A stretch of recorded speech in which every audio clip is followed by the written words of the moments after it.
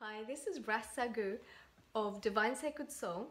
I'm a transformational soul coach and a medical intuitive. And today I want to talk to you about the link between abuse and relationships. Now, abuse is actually quite a lot more common than what you would think. I see it a lot within my practice, and I see varying different types of abuse, forms of abuse, and to varying degrees and levels of abuse. The types of abuse that I've come across within my practice is physical, mental and emotional, and sexual abuse. Now, abuse is a topic which is a little bit of a taboo topic even in this day and age. People tend not to talk about abuse. It makes them feel vulnerable. And it could be that within, certainly depending on what type of culture you come from and your background, and depending on the nature of the abuse, but especially things like sexual abuse, it's not talked about commonly, even in this day and age. The victims feel that they may be regarded as being untouchable or dirty, and it's a shameful secret. So they carry on dealing with the abuse in their own little way. And quite often what happens, what I find with clients, is that during my sessions I'll intuitively pick up on things that have happened, but they don't want to talk about it, or it's as if they don't remember that's happened. And naturally our brains are amazing, and what they'll do is they'll shut down or repress painful traumatic memories, and it will literally be like your slate has been wiped clean, as if that never happened, the incident never happened. And that's just a coping mechanism. It's a defense mechanism so that you can carry on and move forward. Of course, it's not healthy, because energetically and emotionally, those emotions associated with the abuse, the actual abuse itself and the way that it's impacted on you, the feelings, the thoughts, the beliefs that were created during the course of the abuse is still trapped within you. And it will affect all aspects of your life. It will affect current and future relationships, not just romantic relationships, but also those relationships at work, so the professional ones, relationships with your friends and family, and all types of relationships that you can think of, and it will have an impact. And as we know, love is a universal energy, and when you have issues in your love life, you usually tend to have issues in other areas of your life, because love underlies everything. So it starts to affect your health, it starts to affect your finances, it starts to affect your well-being.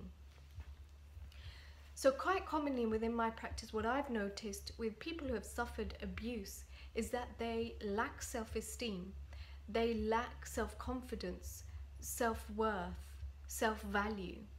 And all of these things will prevent them from attracting the right type of relationships. So if you're looking for a soulmate having suffered abuse, you may find that you start to attract a pattern of abusive relationships. And that is simply because that's all you know, and the programs that you create, the energy that you're sending out is that of these kind of controlling abusive relationships. So you may find that you attract more narcissistic and controlling relationships.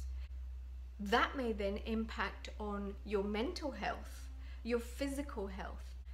And a really common side effect of abuse issues, whatever they may be, whether it's emotional abuse, mental abuse, physical or sexual abuse, is depression, anxiety, stress.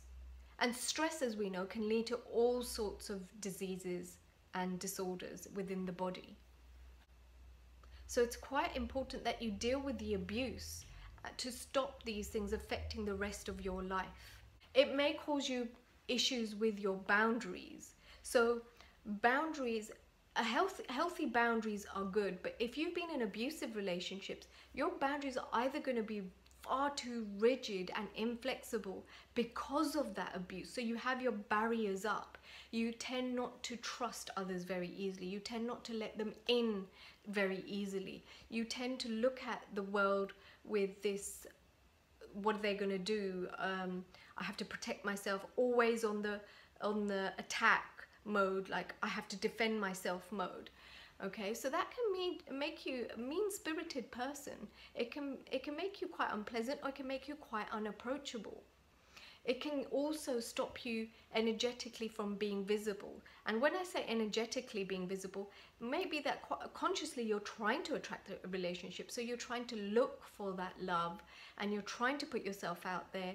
You're trying to do the dating thing, but it just seems that you attract loser after loser, or bad relationship, or things that just aren't going to develop into anything. Okay, and that is because there is this kind of film, or I call it like the invisible cloak that you have, which on a conscious level you're like, please look at me, I'm here. But on an energetic level, it's like, I'm hiding, I'm invisible, I've got my invisible cloak on, keep away from me. That is the signal you're sending out there. Now if your boundaries are too flexible, then you allow people to take advantage of you. So you'll be walked over. You'll never be able to say no to anyone. You feel resentful then, because you're always helping others. But when it comes to your turn for the help and the support, it seems like there's nobody there for you. Okay, so healthy boundaries are really, really important to have. So issues of abuse run deep. They can cause all sorts of issues with your life, as I said, with your mental well-being, your physical well-being, with your relationships, attracting a soulmate, or even if you do attract your perfect partner, your perfect soulmate, it will start to cause conflicts within that relationship, because you're bringing this emotional baggage, emotional abuse, or the abuse that you've had, which you haven't dealt with, which maybe you've just blocked out and don't even think about, but it's still there somewhere within your psyche. You're bringing all that baggage into your current relationships. So that's going to be causing some sort of disharmony, conflict, fighting, challenges, and unrest in your current relationships. So it's really, really important to deal with this. Now, what quick ways can I tell you? Some really good ways is find someone to talk to. It may be that you need a counseling session. ThetaHealing, emotional release, the crystal layouts are all amazing techniques to be able to release all that energetic buildup which is no longer serving you. Okay, so that's one of the ways that you could do it. Or speak to a trusted friend. Speak to someone that you really trust and feel like you are able to open up to. Or a physical release is exercise, through dance, through movement. They say that animals have this shaking reflex. So when they go into shock and trauma, so for example in the Serengeti, when the antelopes are being chased by the lions and they get away, they start to shake uncontrollably. It looks like they're shaking uncontrollably, but it's actually a reflex action, and it's to literally shake off all that shock and trauma. Now, we as humans have forgotten to do this, forgotten about this coping mechanism, but it's a really good way of doing it consciously. So if there's something consciously that you want to get rid of, all this pent up energy that you want to be able to release, go for a jog, go for a run, go to the gym, or just have a dance at home. Get that energy moving. Okay. The other thing is to surround yourself with people that you love and trust, people that can uplift you in environments that are making you happy. Watch comedies rather than those depressing, sad, romantic dramas that are going to just keep you stuck in that sad energy. Okay, go to a comedy club, have a laugh. Laughter is a really good way of releasing. Another really good way and natural way to release is to cry. So yeah, cry it out. And in my experience, men never understand why women just cry at the drop of a hat, but actually it's very healing. All those tears that you release, they're healing tears. So it's a really good way. But I'm not for 1 minute saying that you should dwell in the sadness and just keep on crying forevermore. You allow that sadness to release through the tears, and then you feel better. Then you do some feel-good activities that make you laugh, that uplift you. And that way you've released the stagnant energy and you're raising the vibrations. And so you are energetically aligning with more harmony in your life, more love, more happiness and joy. So I hope you enjoyed that. If you want to find out anything more about emotional release or theta healing or crystal viewing, then please click the link below, and I'll see you next time. Thank you.